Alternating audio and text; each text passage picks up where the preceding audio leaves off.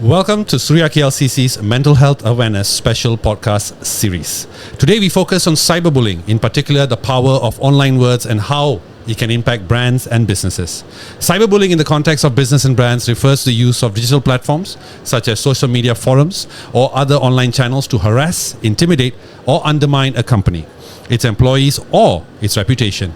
This could manifest in various ways, such as malicious comments or reviews, harassment of employees, misinformation campaigns, impersonations or defamations, and doxing. For those who don't know what that means, it's publicizing sensitive information about company personnel to incite harassment or threats. In business, cyberbullying can severely damage customer trust, employee morale, and overall brand reputation, with long-lasting financial and operational repercussions. To discuss how cyberbullying can impact brands and businesses, we have Professor Dato Dr. Andrew Mohanraj Chandrasekaran, who is a psychiatrist by profession and has served in the Ministry of Health for over 12 years before taking up international assignments with an NGO after the Asian tsunami of 2004 in Aceh, Indonesia, the Philippines, and Timor-Leste. He is also actively involved in mainstreaming of mental health issue in Malaysia as the president of the Malaysian Mental Health Association since 2018 and policy advisor to the Green Ribbon Group Malaysia. He is currently a member of the board of directors of World Federation for Mental Health. Dato Andrew also has served as a short-term consultant on mental health and substance abuse with the WHO Western Pacific Regional Office. So without further ado, please welcome Dato Andrew. How are you, Dato? Very well, thank you. Feeling much better after that generous introduction of yours. So, yes, and I want to ask, how do you find time, Dato, to do the normal things in life? That's a very good question. I try to manage somehow. Speaking of doing normal things, to add to his accolades, he is also the author of A Journey Through Mental Health and Society, a collection of essays which basically covers many areas of mental health. And we'll be talking about this book as well. Dato, congrats on another book. Thank you very much. I look forward to reading it. So Dato, let's get to it. Yeah. Now, a majority of the discussion on cyberbullying focuses on how it can impact lives of individuals, right? Even before coming to this, I was not really aware of cyberbullying impacting brands as well as companies. So, in your opinion, how can cyberbullying affect these brands? Well, cyberbullying all this while has been sort of thought of as, involving individuals, right? And we know what can happen in cases like that, where individuals can suffer from high levels of stress, anxiety, depression, and even become suicidal. Yeah. However, when it comes to organizations, this can be a little bit different. Okay. In the sense that, individuals should be able to cope with this differently. For example, one thing that I always advise people is to ignore the insults, just switch off. And that's it, one of the ways. Definitely. Rather than trying to provoke the person, the instigator, or replying to things. Whereas a corporate entity can't do that. You can't just shut off, right? You got to respond. And I see the difficulties that are being faced by corporate entities now, because this involves a great deal of apparatus in order to deal with this. So I guess that is the big difference here when it comes to individuals and corporate entities. And talking about this infrastructure, it must be very well thought of. A corporate entity can't just be emotional about replying to these criticisms. And often these criticisms are really, very relenting and with the intention of trying to demean that organization or insult the organization in such a way that it is difficult for the organization to regain its reputation. So that's the whole idea of bullying, and it's no different from bullying an individual. Do you think it's harder for brands and companies to get the sort of sympathies of everyday John and Jane Q taxpayer, because they are entities, they are brands, and we often assume that they can take it. They have lawyers, they have defense mechanisms in place, and that's why that people are more cyberbullying for businesses can prolong for so much longer, because we believe that they can take it. Absolutely, because there is, I think, an inherent how should I say, not distrust, but unsympathetic view of the against consumer. The man. Against the big corporation, a big money-making organization. So why should we sympathize with them? So even passive observers of this bullying may not really feel so much for the organization simply because of this situation. And that puts the organization in a bit of a spot, really, in terms of dealing with this. Definitely. Now, obviously, the chain of events would start off with a brand makes a mistake, or perhaps they make a wrong move. That leads to a posting, a comment on social media, a video, whatever, which then snowballs into a slew of negative criticism, a slew of videos, and all that, which may eventually result in fall of revenue, in effects and operations and all that. But at what point do we separate customer dissatisfaction, customer disapproval with cyberbullying when it comes to brands and businesses? Yeah, fantastic question, Vinod. I think this is really critical here, because it requires a bit of honesty and introspection on the part of the business as well, to understand that this is an honest criticism, and therefore it requires an honest reply. And even if it means that the organization has to apologize for the mistake, I think they should do it, and they would only be held in high esteem for doing that. Eventually, the consumer or the netizens in this respect will understand and appreciate the fact that they took the trouble to apologize and to admit the wrong here. So I think for that to happen also, there are certain mechanisms that they have to put in place. For example, I think already big corporations are looking into having teams to quickly rebut any form of criticisms and positive criticisms, with regards to their service and things like that. And here, of course, speed is the key, really. And if you just waited on that for a couple of days, then it can snowball into something else that can be, sort of padded on, and a lot of it may not even have any basis, whereas the original complaint itself may have had some basis to it. So therefore, the organizations need to very quickly respond to this. And for that, you may need to take proactive measures, really. Have a team on standby, and even, simulate this sort of criticisms and questions that you can anticipate, and then have the team ready in case of crisis management. But again, honesty is really the basis of all this, and not to assume that all criticism is actually bullying. Definitely. No, that's a social media. One thing, before I get to the question, there was a quote by one Henry Ford, who said back in the day, he said, "You can buy my car in any color as long as it's black." Okay. Right? I think if he said it today, he would suffer a lot of social media hatred. So what social media has done is it's given us as consumers an immense power, whereby we can hold brands in check. You make one false move and you will face the repercussions, the wrath of the people. But when we bring in the term of cyberbullying into this space, are we limiting the power of consumers? Are we sort of evening up the scales a bit to benefit the brands by saying that this criticism cannot be said because it's cyberbullying? No, I don't think so, because I think overwhelming evidence show that really when it comes to comments on social media and negative comments as such, it's more tilting towards an opinion that may not have any basis, really. And that's added on by the fact that the whole algorithm behind social media posts and comments and things like that seems to somehow intrinsically encourage negative comments. On top of it, you have a kind of a mob sort of thinking in this, where everybody just latches onto it and just piles on to these comments. So in the receiving end is really businesses and organizations. Nevertheless, we cannot discount the fact that such criticisms are also important. Of course. But I think in terms of regulating this, it's really important, and it's crucial for us as consumers also to be educated on our responsibilities. I feel personally this has gone too far, in my own opinion, that somehow it is also a reflection that as consumers we don't really realize the importance of this, number one. And we think by hiding behind this cloak of anonymity, we are going to get away with things, which may not be the case.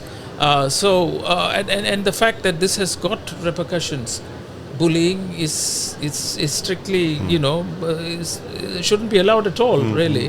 Whether it is in a small organization, whether it affects an individual, or an individual and his group of like-thinking friends target an organization. Just a bit of pushback on that, Dato. Just allow me to play devil's advocate. Is this a case of the carpenter blaming his tools, when instead that the man holding the smoking gun are the users or the keyboard warriors, not the platforms? Yeah, I agree with you. Again, coming back to what we had discussed just now, it is our responsibility ultimately. It's the values that we hold, and and to understand that being a bully is really it's not on, in the sense that you are trying to demean an individual who cannot defend themselves. And not only that, you encourage others to jump into the bandwagon with the sole purpose of creating this hostile environment that would demean and to what is the word? Help me out here. To ridicule and to deflate an organization or an individual's ego altogether. So I think in that regard, the responsibility is actually on us as a consumer and a user to understand the consequences of our action, and how, even if we do not comment on these things, we must also not seem to be encouraging this by forwarding these posts to others or sharing this to others. I think that's the least that we can do in this regard. So irrespective of whether there's a mechanism out there to apprehend us, I think the first thing is it's us within ourselves, and that's what we should do. So I want to go back to now the companies then, in terms of companies and how they manage their reputation. What do you think should be, how should companies take a proactive stance in combating cyberbullying? Combating cyberbullying with regards to them being the victim. Yeah. I think, number one, it's important for the companies to realize the greatest asset is the employees. It's not always the case, because some people, just work for a company to earn a living. Yes. They're not so concerned about anything else. But higher up in the management levels, you find a great deal of burnout as a result of people not aligning themselves to the company's philosophies. And when a crisis hits, like this, some cyberbullying incident, and that's when they start having second thoughts about the organization and whether they should stand with the organization in facing this crisis. And they too have their own turmoil and their stress, and disillusionment with that. So the companies, I think, should prevent this by bringing everybody on board. And that means having clear lines of communications and honest communications and being transparent about things. In addition to that, also, like we discussed, to have a team on standby. Not all companies can have that. It's very expensive to actually dedicate a crisis management team here. But in some ways, there should be some preparedness here. What are the lines of communications? Who would speak to the media? And things like that must be, made clear. And one final thing is, when companies receive this sort of criticisms, as I said, when it comes to individuals, we are able to switch off and say, you know what, I'm just going to go off the social media for a month. I'm going to take a break and come back, and all this will be forgotten. And companies can't do this, right? So in an immediate response, whatever the company may feel, I think it is good for them to show some empathy here. I think when we talk about mental health, one area of concern for me is that when we talk about mental health from the perspective, in this case, if we're talking about cyberbullying towards an individual, there is a tangible outcome, something that I can see the effect. But for businesses, I can't. So if I'm a consumer now and I'm listening to this podcast, why should I care? Why should I care about the cyberbullying that is thrown towards a business? It's a very good question. It may not be appreciated so soon, because it's, after all, a big business. They know how to take care of themselves.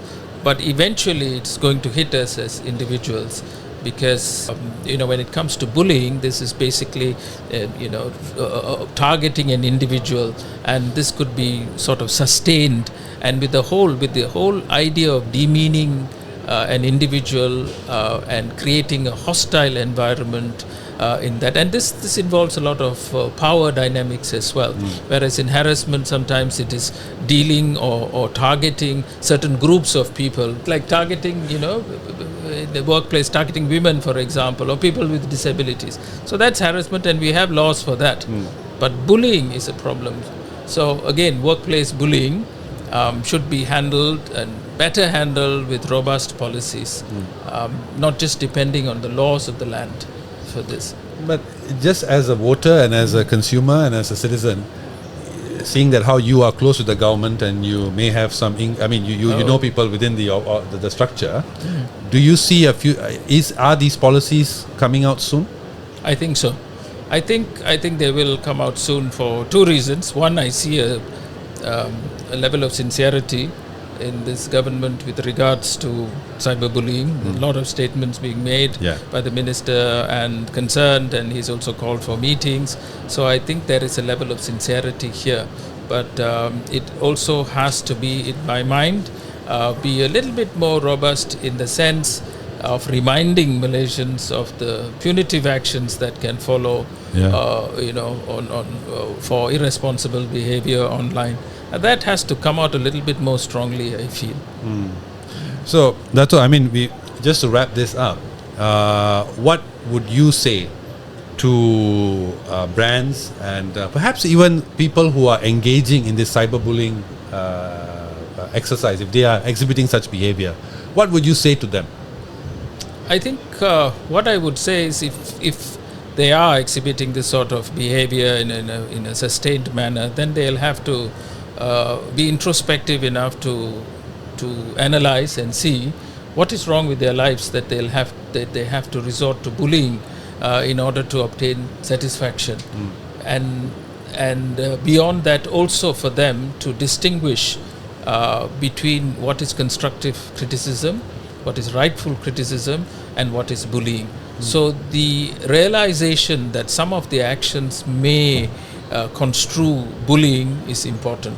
And for that we need to create a little bit more awareness, because I do believe in some cases people may not have an intention to very strongly demean or devalue another individual. So there's a bit of a fine line there. What starts off as criticism may then slowly become relentless bashing that individual, and that's when it becomes bullying without any real basis for that. So I think this is the kind of realization that I would think is important for a bully or a potential bully. Okay. Thank you very much, Dato, for being here. I truly enjoyed talking to you. Thank you. And we will cut off some parts, definitely. Please do. So that's all we have for you all today, folks. It was a really insightful conversation that I had with Dato. Thank you so much. Thank you. And as always, please consider the power of your words and what they can do to brands and businesses online as well. Thank you again, Dato. And before we go, maybe you can just shout out a bit about your book. Yes, certainly. Okay, This is fresh from the oven. It was just fresh from the oven. There we go. Collected 2 days ago. So this is called a journey through mental health and society. But basically, it is a collection of essays that were written in reaction to things that happened around in our society. For example, why do people go for cosmetic surgery, or why do people marry young while they're in universities? The issue of substance use in society and why that is increasing. And it also dwells on some chronic mental health issues, and it tackles stigma and discrimination in mental health. Wow. So there's about 80 odd essays here. Even something like why successful women fall to internet love scams. And I've also written on husband abuse rather than wife abuse. Okay, thank you. Finally, somebody is championing us. Can I please get a signed copy then? Oh, definitely. Thank you. And how do I get my hands on this? Well, that's what it's this was brought out in a hurry. So I've not really got a mechanism on how to have this available on sale, but we are working with Amazon on this. Nice. But I could give my email ID, and those who want the book can just write to me. And you'll send Quite that. Thank you. happily. Thank you so much. So the book is called A Journey Through Mental Health and Society, a collection of essays by Dato Andrew. Thank you so much, Thank you. for this. And as always, guys, please tune in for upcoming episodes discussing the intersection of digital behavior and business. We'll see you. Take care. Bye. Thank you.